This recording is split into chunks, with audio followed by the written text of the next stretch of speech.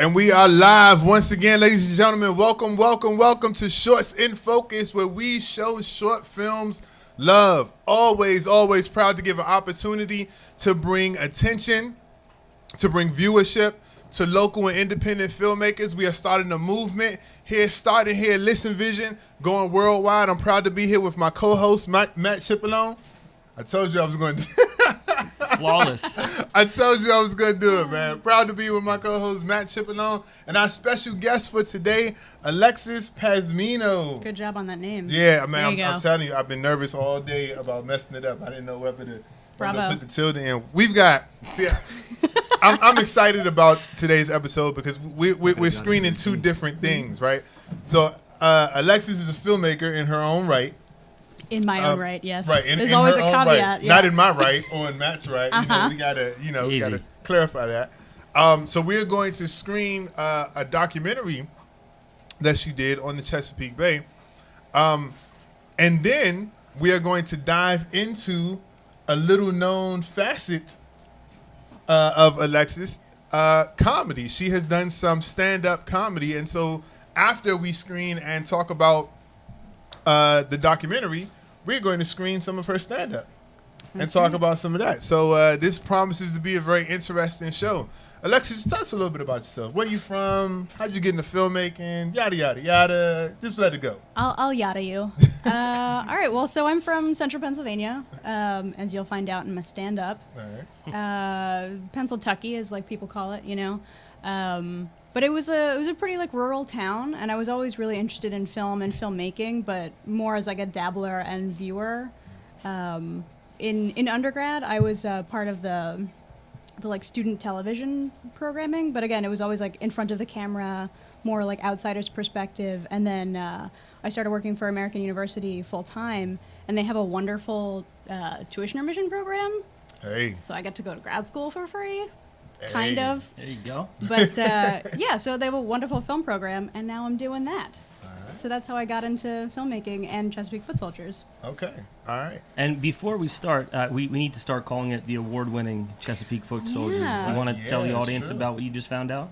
Yeah, so we were awarded the best documentary student short for the month of June in the Hollywood International Moving Pictures Film Festival. That's right. Okay, that's the name. Yes. Sounded official. Hollywood International. Moving Don't Pictures ruin it, Film man. I Festival. had to try. I had to try. I was just lingering out there for me to It try sounds to better tackle. when Alexis says You can call it by Right. its acronym. HEMF. 10th of the month. There you go. Yeah. Well, congratulations. Right, Thank you. definitely, Sorry we definitely. just desecrated the name, but you know. I'm used to it. So you on your way to LA? You know, you're gonna make movies about Chesapeake animals going nuts. Yeah, like I mean, Independence Day and the Chesapeake, stuff like that. I think that would be an amazing crossover genre film. I think it and I think would. you should make that. I don't think I'd have the wherewithal to Yeah, stay on yeah. that set.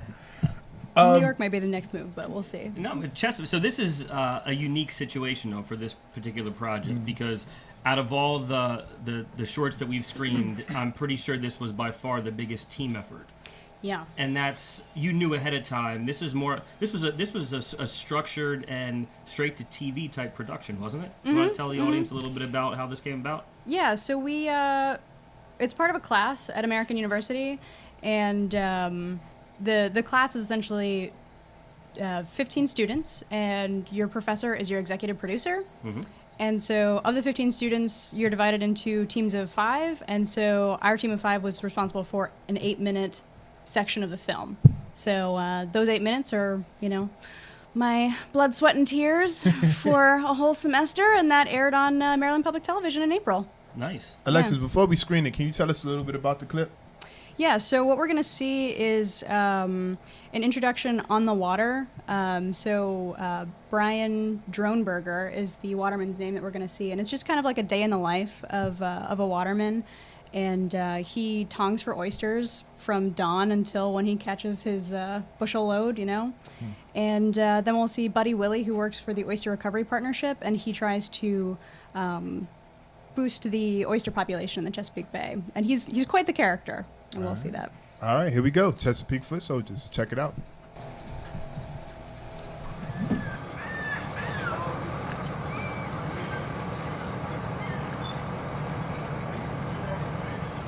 It's just a lazy morning on Solomon's Island, but sunrise marks the beginning of a workday for Brian Dronberger.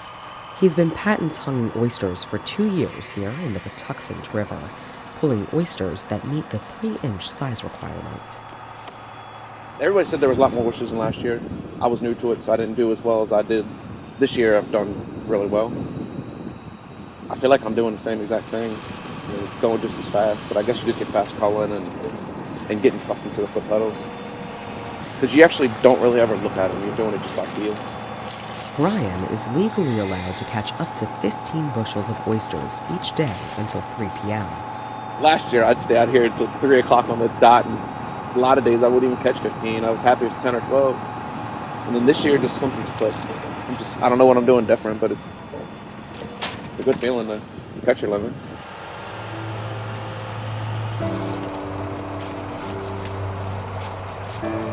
Although Brian's had a great season, numbers of oysters have greatly declined throughout the Chesapeake Bay. There just aren't enough oysters, not enough to keep the bay's waters filtered, and not enough to keep all the region's watermen in the black.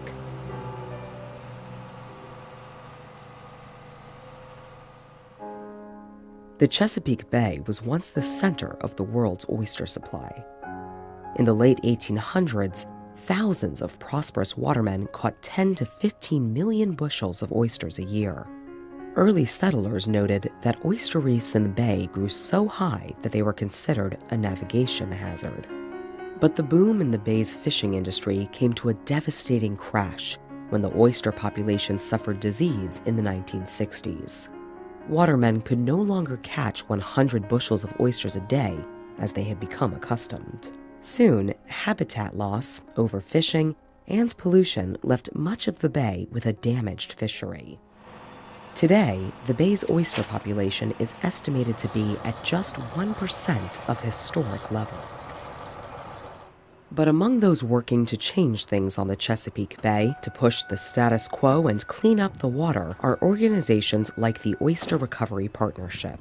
Buddy Willie assists the ORP's oyster gardening program called Marylanders Grow Oysters. Maintain. Well, actually, years ago, I was still in high school when I had my own boat and crab pots back in the day, right before the water really died where I couldn't make a decent dollar off what I was running.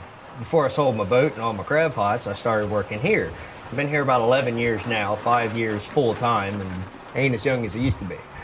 Buddy is the ORP's field mechanic and self-described jack of all trades. Today, he's in Cambridge, Maryland, at the Horn Point Lab Oyster Hatchery, where the University of Maryland Center for Environmental Science staff raises oyster larvae. The larvae affix themselves to recycled oyster half-shells, and are then called spat. They start out like little spat like that, and depending on the actual year, I've seen oysters grow up to an inch a year, inch and a half, depending on the quality of the food that's already in the water around you. An average of 10 mature oysters will grow on each recycled half-shell. Growing millions of them will give a much-needed boost to the bay's oyster population. I remember back in the day as being a kid, like you'd catch bluefish as long as my leg all day. Now you're lucky to get 8-9 inches out here in the Lecomte. Each individual oyster about this size, a good 3 inches or more, will filter about 40 gallons a day throughout the bay, pulling bacteria, algae, sets, and such out of the water, which makes a better quality breathing atmosphere for fish and other wildlife that feed off of the bay. It's all about starting the ecosystem from the bottom. I come from a long line of watermen, electricians, and just marsh workers, you know what I mean? So I went from working from the water to doing the closest thing I can to working on the water, which is saving the water. So this was excellent, but it looked like it took a lot of coordination and planning. And the viewer 10 feet away from a boat in the middle of the bay, meaning you're on a boat too. Mm-hmm. And did you have, and walk us through what it went into making some of those shots that were on the water, because so much of this film takes place out on the water, just feet away from what's going on, with land very, very far away. And it was very well planned, but I'm curious for some of the details.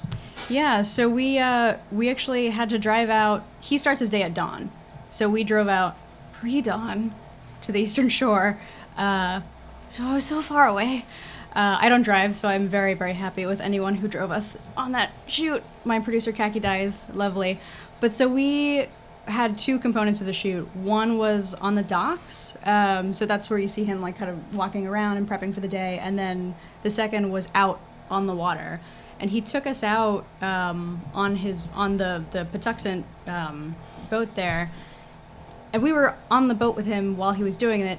And because of our sound issues, he had to turn off the boat, which he only told us after he had never done before out on the water. So he didn't know if it was going to turn back on. Wow. It did. But yeah, that was a lot of fun. Have you ever been in a situation that took that much planning before as a filmmaker? Oof, no. Yeah, I mean, my biggest challenge before this shoot was I shot a promo for Montessori school here in DC. And, you know, that was like working with a bunch of kids. It's quite different. Yeah, the main concern there was just that they would look at the camera. Right. And now that just seems like a cakewalk after, you know. What was the biggest challenge that you faced out there that day? Staying on the boat.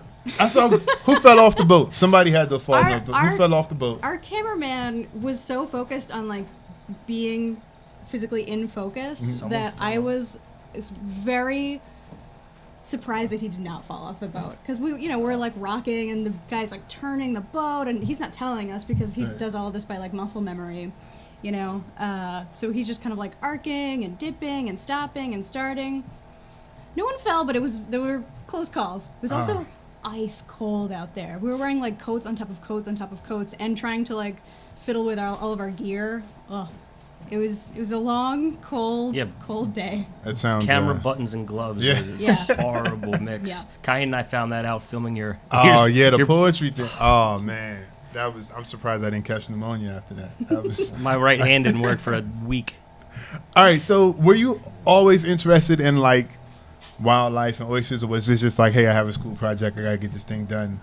I mean, you know, I always had sort of like a passive interest in wildlife, but this, I knew that this class had a lot of structure behind it, and that Mike English, who's the executive producer and professor of that class, was very, very experienced, and I knew that would be a great sort of mentorship experience. So that's what really drove me to the class, more than like the wildlife, you know, aspect of it. Has it affected you in any way? Like now that you've shot this and you know, sort of had to take this project upon yourself, do you find yourself paying more attention to like wildlife issues, or finding yourself drawn to more, you know, events or things like that? Or is it just like, I did it, it's over? No, I mean, it's definitely really affecting. You know, I didn't realize how important oysters were as a filter feeder for the bay. You know, like I love crab and crab cakes and all that crabs have to offer this beautiful world of ours. And I like didn't understand the connection that oysters are a filter feeder. They make the bay cleaner, and then if we have a cleaner bay, we have more crabs, and then more crabs in my belly. So, you know, I didn't make the connection of how important they were to the bay, truly. And then, you know, now I just like have this lovely like interest in wildlife and environmentalism. And actually this summer I interned for the American Bird Conservancy doing video work for them. And I feel like without this previous wildlife and environmental experience, I wouldn't necessarily have gravitated to that, but you know, it's all coming around. So when in doubt, make it personal. Definitely. If the oysters die, then Alexis the crabs are going to die. and if the crabs die, what the hell am I going to do? I die of sorrow. Yeah.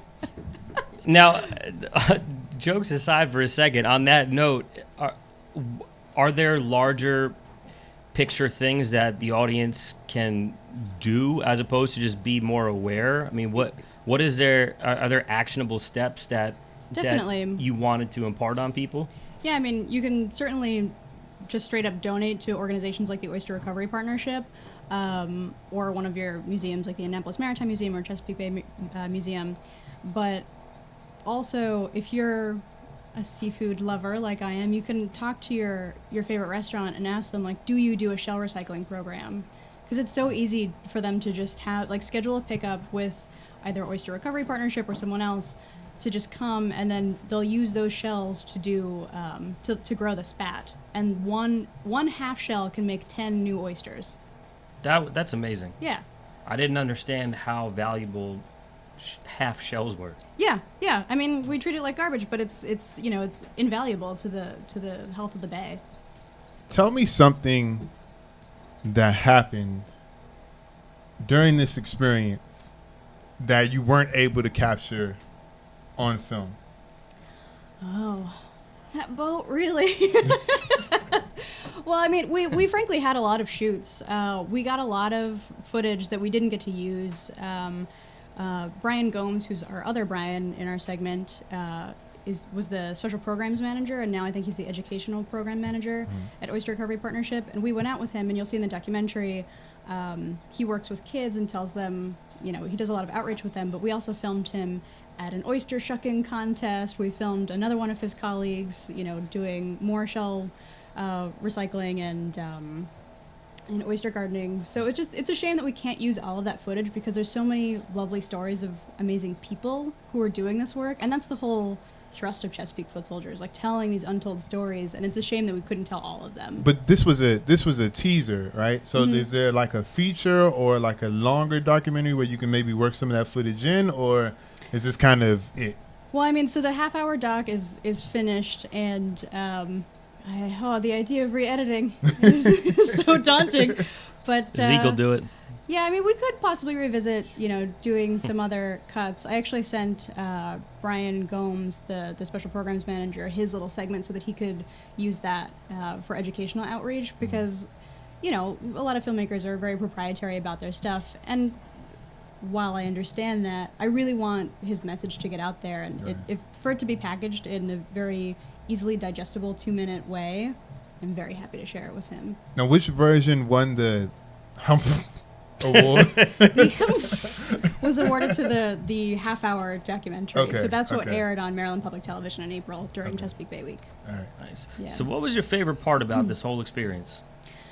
Well, And you can talk about the half-hour one too, not just the clip we saw, but being involved in this from start to finish. What was your favorite part? Because that's a huge project. A half-hour documentary with a full team of people. That's a different take on a lot of what we've done so far in school. Yeah. Well, I mean, it was a lot of lesson learning, but I think it just made me feel much more confident in myself. I went into this program knowing virtually nothing about cameras or film or, any of the technical side of this. But when you're out there and you're hours and hours away from your professor or civilization, you have to figure it out. Dry land. And we did, And I think the best part for me was just working with my producer, Kayeen. She's lovely, and that's, I think, a partnership that we'll have for a long time. Awesome. Good. Yeah. Favorite part of the whole thing? Of the whole thing? And least favorite part of the whole thing? I would make an educated guess and say the cold, but I want to let you. I think the cold and the hours were the toughest part. But yeah, I mean, just any of the parts that I actually got to film, because my roles in this technically were writer and director. So I wrote the narration for our segments and the intro and conclusion, and of course I interviewed all of our subjects. But anytime I got to have my hands on the equipment and just make that happen, it was very empowering. Ladies making film. How did everybody decide what roles were played by who? So our executive producer / professor asked us what our backgrounds were on the first day of class, and the second day of class, everyone was assigned, and that was sort of locked in on paper. But our roles kind of changed, day to day. I think we went out 6 or 8 times to get some of that footage, which is too many times. But not everyone could make it all the time. So I ended up doing camera. I ended up, doing sound randomly. I don't know how to do that. I know how to do that. I'm a filmmaker. Yeah, now you do. Don't tell nobody. I don't know. I don't know. Yeah. But you feel like this class, because this is something that's open for more people to do again in some capacity. So. Absolutely. So Com 568 everyone who has the privilege of going to American University School of Communications for film should take this class. You know, you can take that class and you end up with a half-hour documentary for your portfolio, and it's pretty like life-changing. You know, millions of people saw that thing. Wow. Yeah. All right, I want to know who did the narration, because that was some pretty professional sounding narration. I mean, I know essentially all it is standing in front of a microphone or sitting in front of a microphone, but I mean, that really sounded like, you know, it belonged on Maryland public television. Yeah. I don't know if that's a good thing or a bad thing, but It's a good thing. Okay, all right, good. Yeah. So who did that? She is our friend and colleague, Lauren Landau. Okay. So she is not an AU student now, but she actually went to American University with me as an undergrad. Okay. So she's a friend of mine, but she also does radio work for WAMU. These days she's doing nonprofit work for an organization called JWI, which is like empowering women and girls, and I love it. But I love her like flinty voice. That's one way of describing it. I mean, like, there's so many men who narrate these things, and they're just kind of like, next up on Chesapeake Footsoldiers, we're gonna see what, you know, it's like, I don't, you know, I just wanted this story to be real, and unlike a lot of the sort of passive, non-narrative stuff that you might see. Pause for a second, though. You went to AU for undergrad, and now you're back at AU for grad school, so you've got AU. And I work there. Jeez. You got it in the blood, man. You ever, you know, want to step out and, you know, dream of it. Explore some other educational institutions? That was it. She picked a project. She just said, I heard there's a boat that just sails. I'm taking that class. Take me to Eastern Shore. Yeah. Well, you know, after my grad degree's over, you know, who knows? Like I said, I might move to New York, pursue more like narrative stuff, or LA. Then I'll have to learn how to drive. Yeah, but that'll be a great stand-up routine. You bitching about traffic. Yeah. I can't wait. We've seen the stand-up. It's hilarious. Yeah. So it's coming soon. New York or LA in next, what, year, 2 years, 4 years? I could see New York first, you know. Okay. I don't have to drive. I mean, are you giving the driving cold? helps. Are you putting Pennsyltucky on notice that you're not coming home right now? Oh, been had, baby. Okay. Just what is Central Pennsylvania going to do it without wasn't you? official God. before. Yeah, they'll be down 1 out of their like 8 brown people. What are they going to do? 7 out of 8 ain't bad though. You know, Yeah, you do you. All right. Speaking of the comedy, I think it's. I think we've all turned this corner. Let's go. I think it's about that time. All right. All right. So, tell us just a little bit about, before we screen it, how you even got into stand-up comedy. I know it's a rough transition for everybody, but we're really excited to screen this because this is so funny. Because stuff. It's only rough if you point it out, man. I mean, Too late. See, it's done now. It's done. No, I mean, I was always interested in comedy. You know, you grow up and you see like just comedy being made and laughed at, and I just like wanted to do that. I wanted to make people laugh, and I think I do sometimes. But You're quite funny. Thanks. We'll see. We'll see what the people think. Right. Or just these people. And those. Yeah. People, All right. you know. Do you want to watch it? Well, wait, hold on. Before we go into it, have you done more stand-up than just this? Was this like an isolated incident, or have you done more? Well, I got an isolated an incident. isolated incident. Like No, it was a I- misdemeanor I or I something. fell on stage. Jeez. I stumbled upon 5 minutes of stand-up. No, I mean I did some like open mic stuff around the area, like RFD and Townhouse Tavern, stuff like that. Topaz. All right, cool. Yeah. Not All an right. isolated incident. All right, let's watch it. Please welcome Alexis Pazmiño!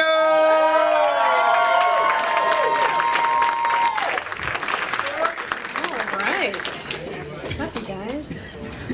So when I go and like meet a guy's parents, I'm what his dad calls vaguely ethnic. Vaguely ethnic. You know, I get a lot of like, so where are your parents from? Queens. So where's your family from? I guess a secret. You know, my mom's mom is Puerto Rican. Aha! Ah! Caught me. Generations later. You know, and I can see, like, on the mom's face, she's just like, oh, thank God, not a Mexican or a terrorist. I just want to tell them, you know, like, I'm from central Pennsylvania. Like, the Middle East for us is like Wilkes-Barre and Scranton, you know? I'm on your side. But there's a lot of confusion.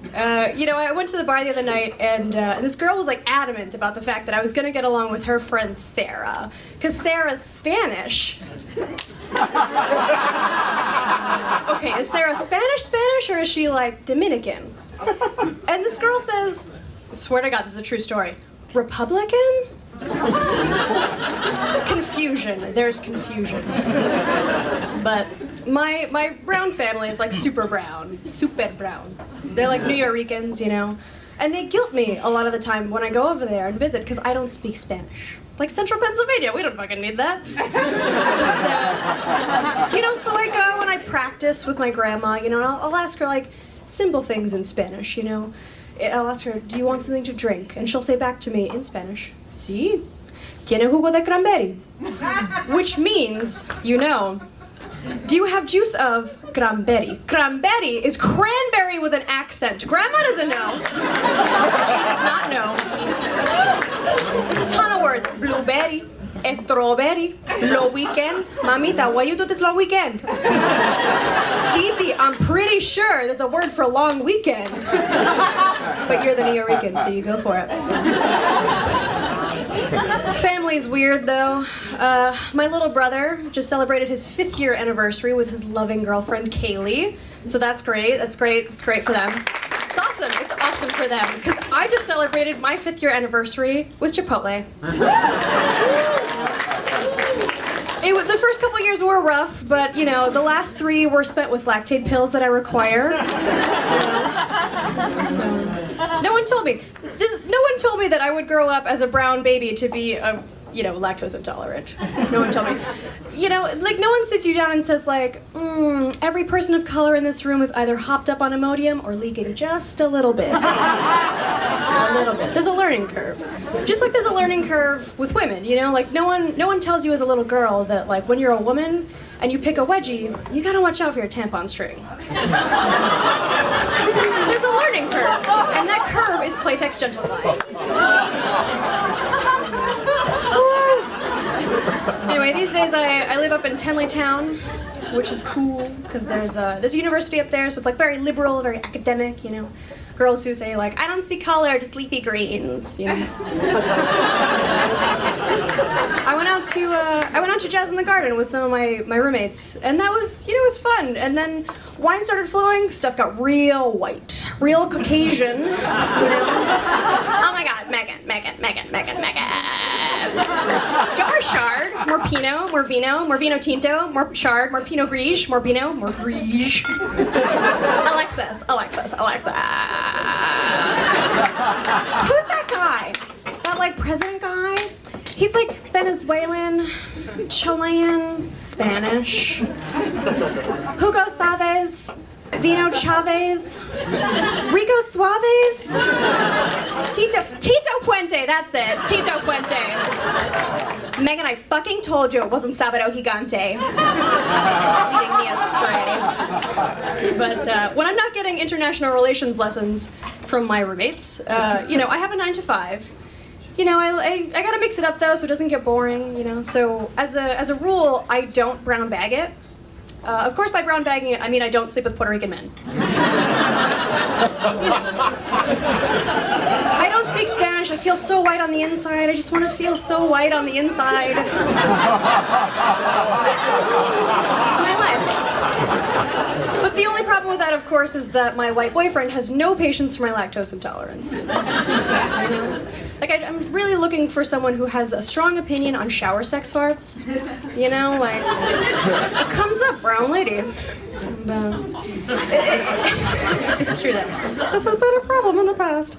But when I go out, though, with my boyfriend, white guy, surprise! We get accosted sometimes, you know, and not like in a "you're taking our men" kind of a way, but just so that white women can tell us exactly what our children are gonna look like. Exactly what our children are gonna look like. Oh my God, Alexis. Your half-brown babies are gonna be gorgeous. They're gonna be beautiful. They're gonna have green eyes like Tyra Banks. His eyes are not green, motherfucker. I don't know where this is coming from. Oh my God, Alexis. Is one of you guys like secretly half Asian? Is one of you secretly half Asian? I saw him squinting earlier. Is he half Asian? So your baby's gonna be like a quarter white, a quarter yellow, half brown, and beautiful. It's gonna be like a burnt orange baby. What is this? Is my like unborn child like a labradoodle to you guys? Like, is this just like a hobby of yours, like crossbreeding? Is that the genetic experiment? I don't know. And what if I ended up dating a black guy? You know, what are the fractions then? Like 3/5 of a compromise later and we have 4/5 of a brown baby? I don't know. But fractions are hard. As it turns out, subtle racism, pretty easy. All right, I'm Alexis Pazmiño, you guys. You know, I want to talk about the farts, but I'm not going to do it. I'm not going to do it. All right. Oh God, I was. See, stop. Wait, hold on, Mike. I think our engineer might have fainted halfway through. Are we all set back there, or is this ship just flying itself? Keep rolling. All right. It's the wedgie and the tampon string. I think that just sent them over the edge. I don't. Okay. They're outside getting some fresh air. So right a now. lot of this sounds like it comes from real life experience. You're so disgusted. I love it. From real life experience, it was just funny because I said the real life experience after I talked about the tampon string and the wedgie. So it's all right. What third time? You want? We got 20 minutes. How much of your comedy comes from real life experience? Probably 98%. Okay. The only thing that's changed is 100%. No, it's 100%. I mean, seriously though, like all of these things they come from a very real place. Unfortunately, that person who was like, Dominican or Republican, that's a real person who wanted to be who wants to be a history teacher. Oh God. This is the future we live in. All I can think about when he said that, remember that joke where George Bush thought Brazilian was a number? Yeah. Like that's all I can think about. Oh God. Yeah. W. Oh man. Oh boy. So who are your favorite comics? That's what once I got done laughing, I wanted to know who are your stand-up legends, because I'm very impressed, but I want to know who you think of when you think of the greats. Well, thank you. I mean, Amy Schumer is probably my biggest hero right now, just because like she can go blue and just essentially says like F everyone else, and I'm sorry if you're uncomfortable, but no, I'm not.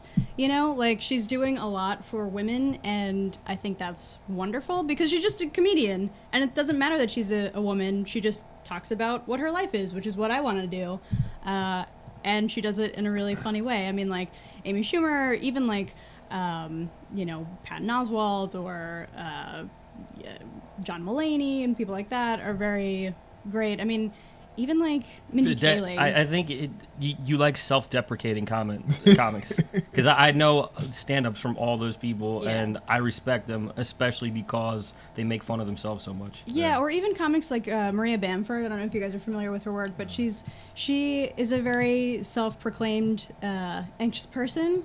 She has a lot of mental health issues that she talks about a lot, and I think it's really like wonderful of her to like break those barriers. And a lot of her stuff is really absurdist, but it like comes from the way that her brain works. Yeah.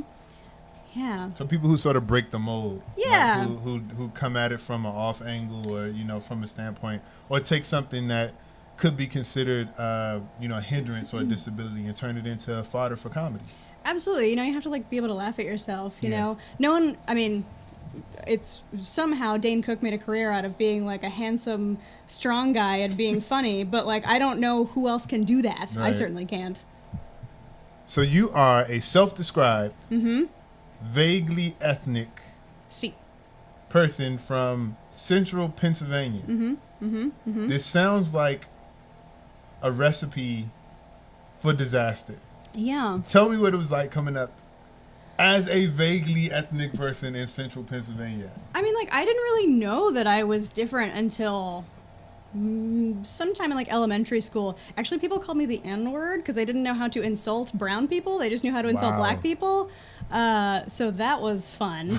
But no, I mean, like, I didn't know that I was any different. So like, I frankly consider myself like pretty ethnically white.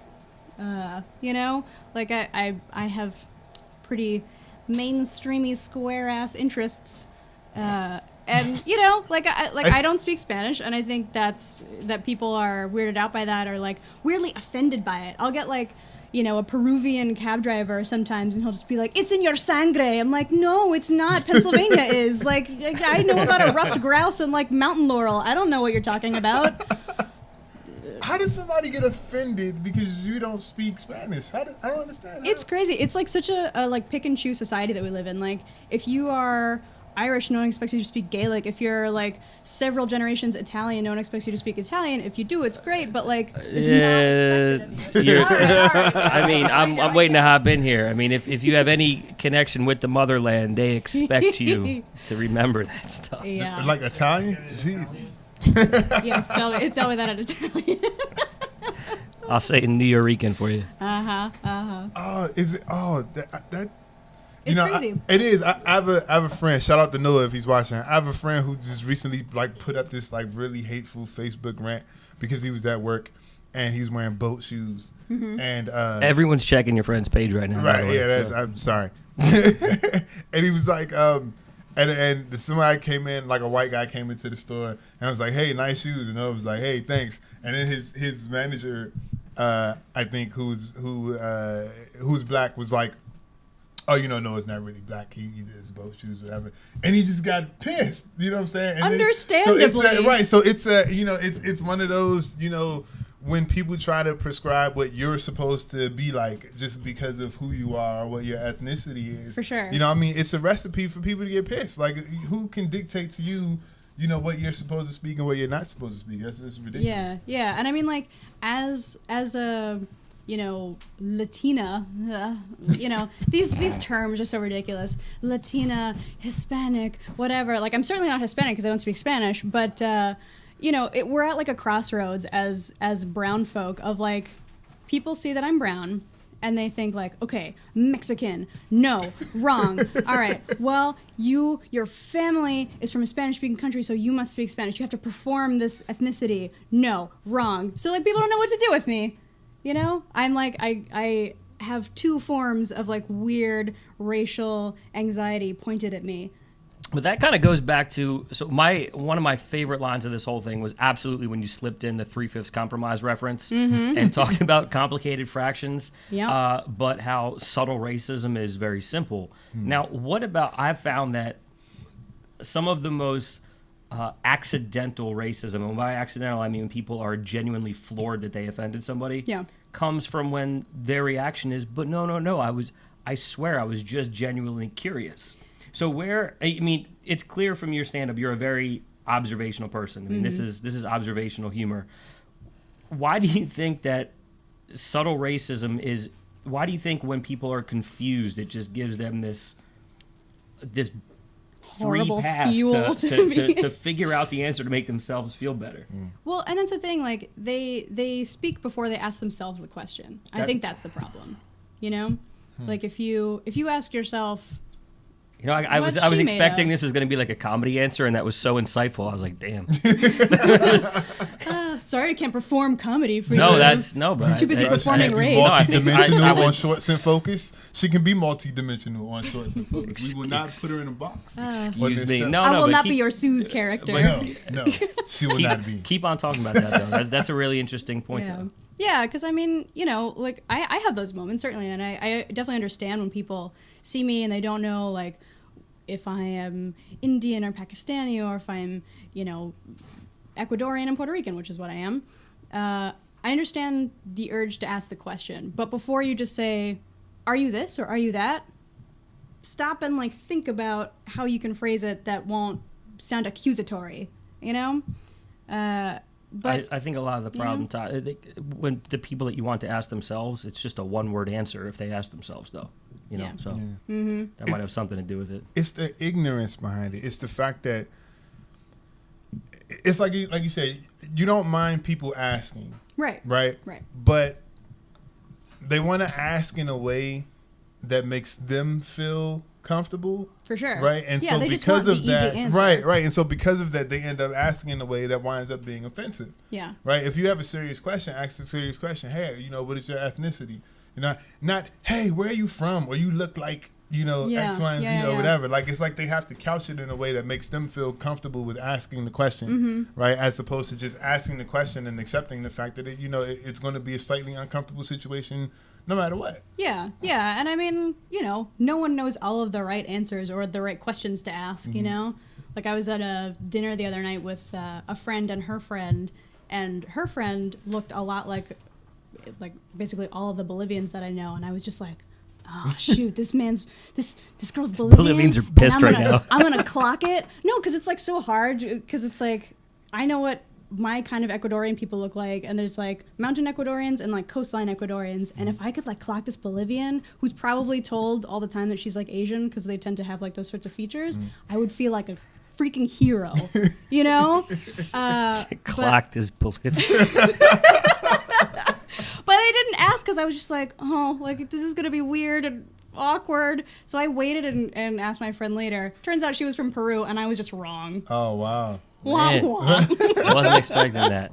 Now, getting back to the performance itself, the audience loved you, and you said you haven't done this too many times, and I was a little surprised by that because I was expecting you to say something like I've known you for a while, but I didn't know as much about the comedy piece. I knew you did it. Yeah. But once I saw the performance, because you didn't let us watch when we first met you. You just told us about it, but you wouldn't tell us where the link was. We gave you a hard time. We let it go.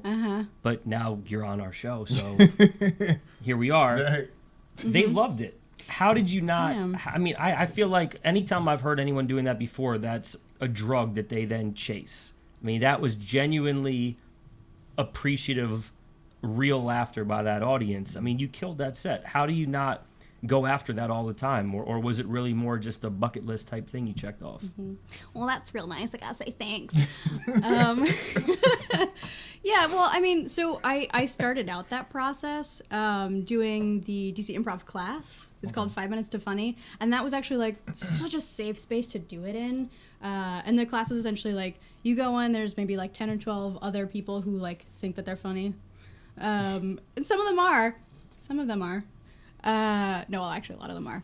And you like go in with notes or ideas of like what you might think is your set, so every week you go in and just sort of polish it, And then at the end of those 4 or 5 weeks, you have a graduation show, and that was my graduation show. Really? So it was a very friendly audience, actually. So like I can't take a whole credit for like filling a room full of like really awe-inspired laughing people. Well, I mean, they were cracking up. It was a good set. Hold on, I've got to pause here. My father's in the studio. Dad, do you have a rap ringtone? Is that? Wait, that was. Hold on, that was.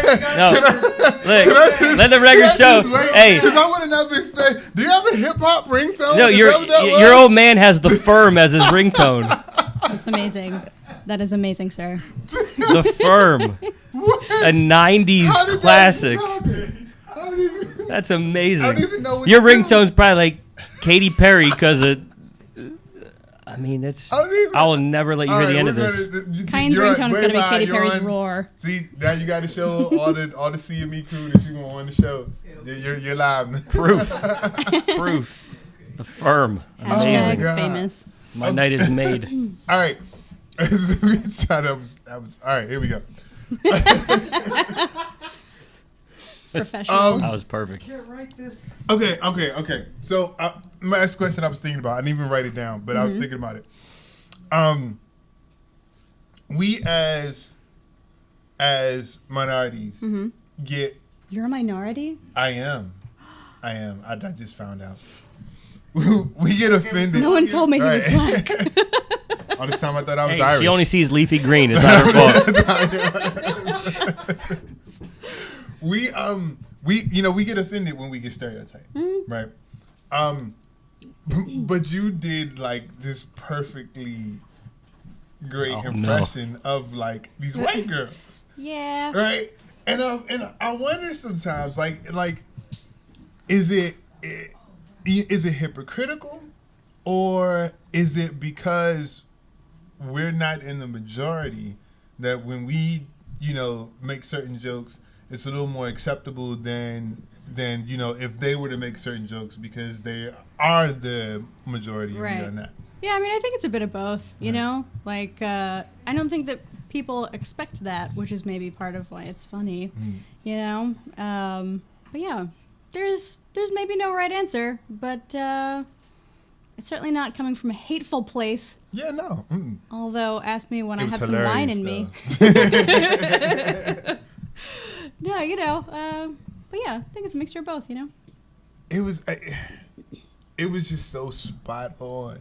It's because it's too real. It is. I mean, we all go to AU, and I don't know about anybody else's experience. Every once in a while, I walk across the campus, and I hear that. Yeah. Like spot on that. And it's like not even necessarily that it's like them performing like being white. It's just like that sort of like socioeconomic, like very specific, private school, Northwest thing, that affect.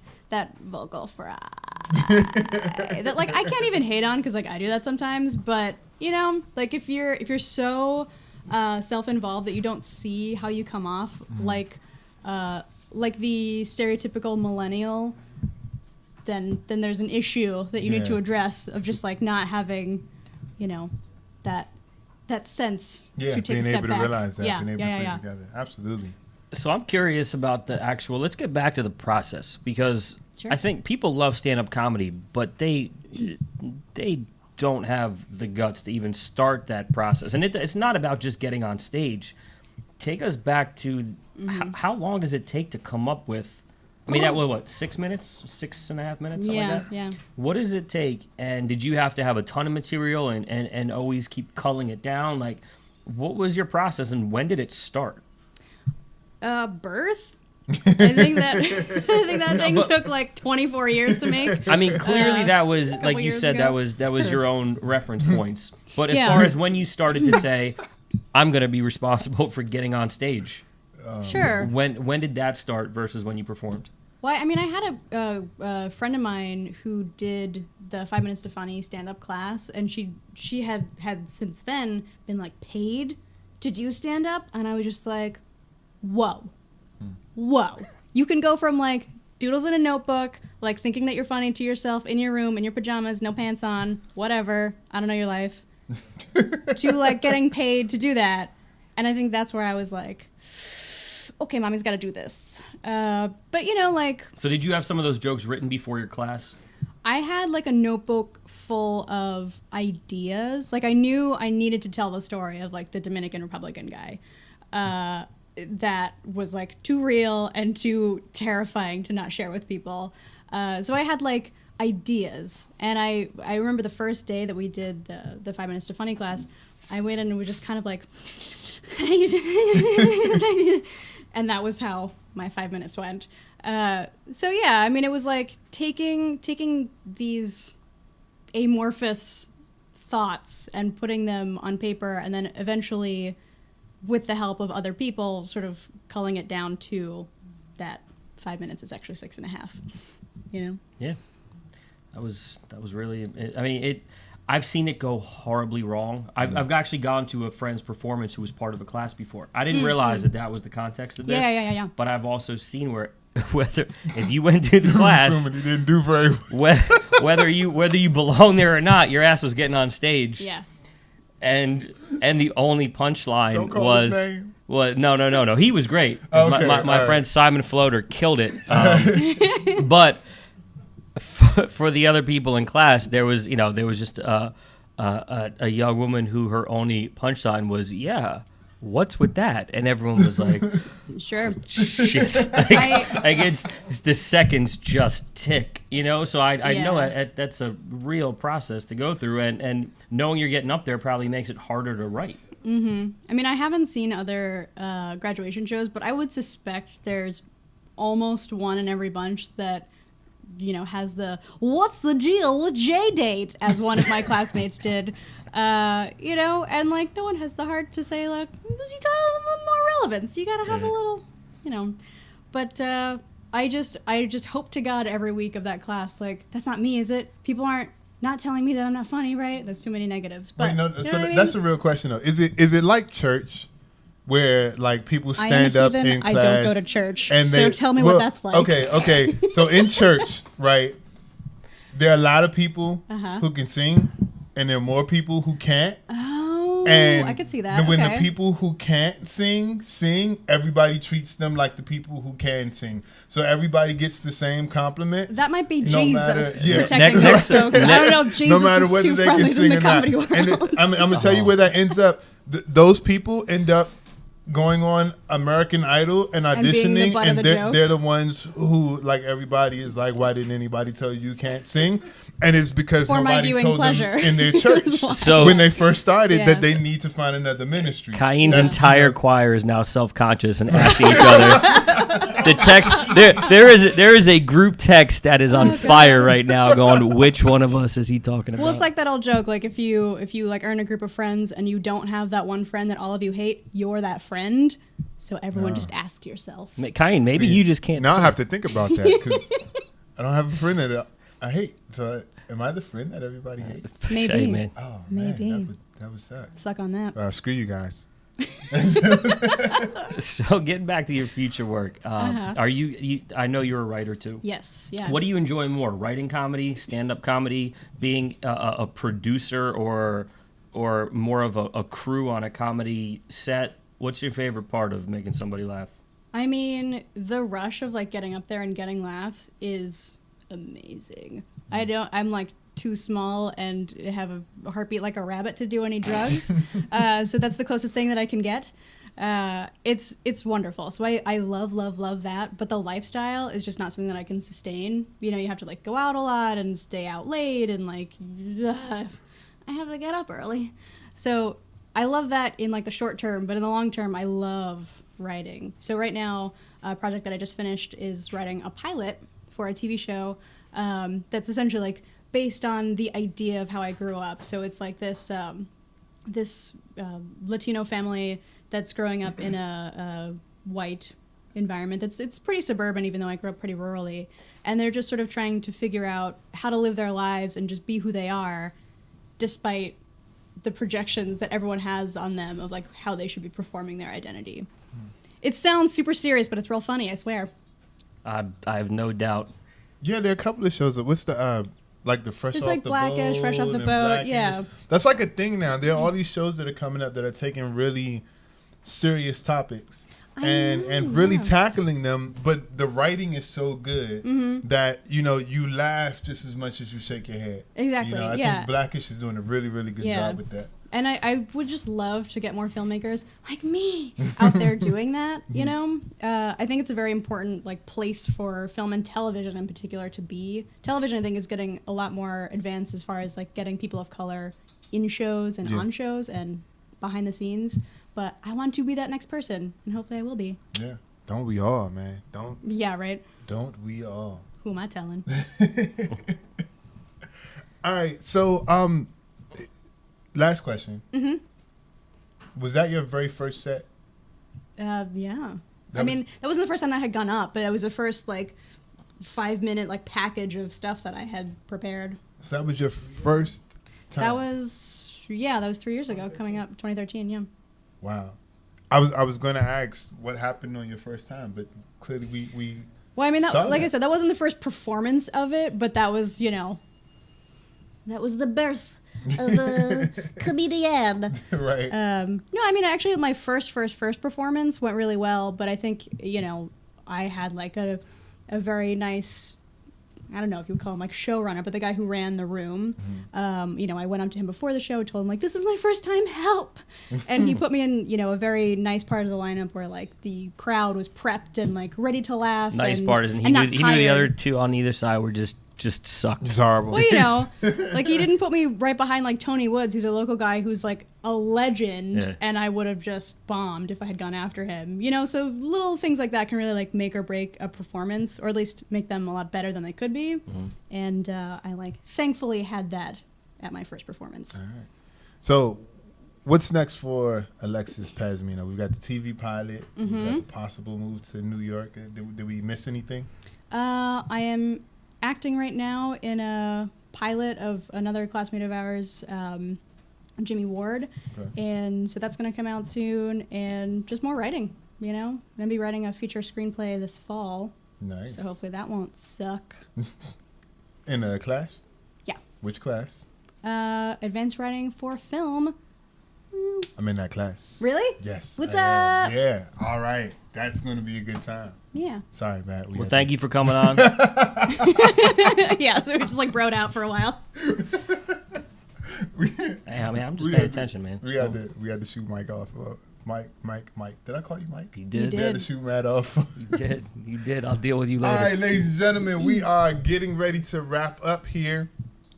Want to thank you guys for tuning in this evening to Shorts in Focus, where once again we try to show short films love, bringing attention to local and independent filmmakers. I want to thank my co-host Mike Matt Cipollone. I want to thank my co-host Matt Cipollone. I want to thank my special guest Alexis Pazmiño. I want to thank Zeke, who's trying to tell me to do something I can't figure out. He's telling you to look in the damn camera, man. I'm looking at the camera. I'm looking right at the camera. I'm here. I'm here. Guys, thank you for tuning in. Join us next week. We'll have another great episode of Shorts in Focus. Who do we have next week? Okay. We have Rerun. But in the meantime, support women in film and video. In the meantime, way to wrap this one up, guys. Right, we're gonna wrap this one up. We've got a lot of great shows coming up. Thank you guys for tuning in. We'll see you next week here at Shorts in Focus. Thank you, Alexis.